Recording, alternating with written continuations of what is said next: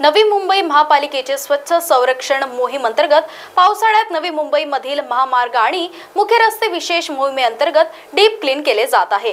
याचाच एक भाग म्हणून आज ठाणे बेलापूर मार्गावर तसेच ऐरोली रेल्वे स्थानक परिसरात डीप क्लीन मोहीम राबवण्यात आली।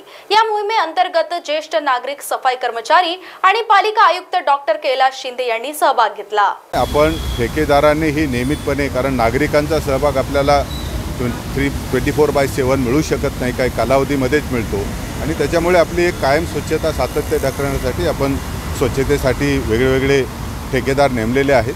त्यांच्यामध्ये कुठेही दिरंगाई होत असेल तर त्याच्यावर सक्त कारवाई केली जाईल आणि त्याच्यावर चांगल्या पद्धतीचं निरीक्षण घेऊन चांगल्या दर्जाचं काम होईल याच्याकडे नेहमीच कटाक्ष ठेवला जाईल। आपल्याला सर्व नवी मुंबई महानगरपालिका ही राज्यामध्ये सगळ्यात स्वच्छ शहर आहे। आपण जर बघितलं तर मिलियन प्लस सिटीमध्ये देशामध्ये सुद्धा आपण जवळजवळ दुसऱ्या क्रमांकावर आहोत, जरी टेक्निकली तिसरा असला, परंतु ही स्वच्छता ही कायम त्याचे सातत्य ठेवण्यासाठी आपल्याला कायमची ही स्वच्छता ठेवली पाहिजे। आणि आता त्यामुळे आम्ही जरी पावसाचा आता आपल्याला दिसत असेल, पावसाळी पाऊस सुरू आहे, आज स्टेशन परिसर आपण घेतले आहेत। रेल्वे स्टेशनचं हे आपल्याकडे ऐरोली आपण स्टेशनच्या इथे उभे आहोत आणि ऐरोली स्टेशनचा परिसर आणि त्याच्याचबरोबर आपला हा ठाणे बेलापूरचा हायवे, हे दोघांची स्वच्छता आपण आज घेत आहोत।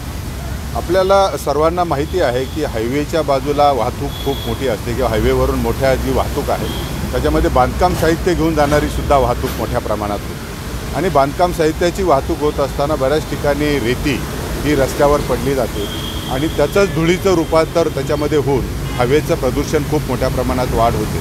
त्यामुळे आपण हे सर्व हायवे, सायन पनवेल हायवे आहे, मागच्या शनिवारी आपण सायन पनवेल हायवेचे डीप क्लिनिंग घेतलं, आज आपण ठाणे बेलापूर इथं आज आहोत आणि हे ठाणे बेलापूर हायवेसुद्धा याच्यावरून सुद्धा खूप मोठ्या प्रमाणात वाहतूक ही बांधकाम साहित्याची होत असते।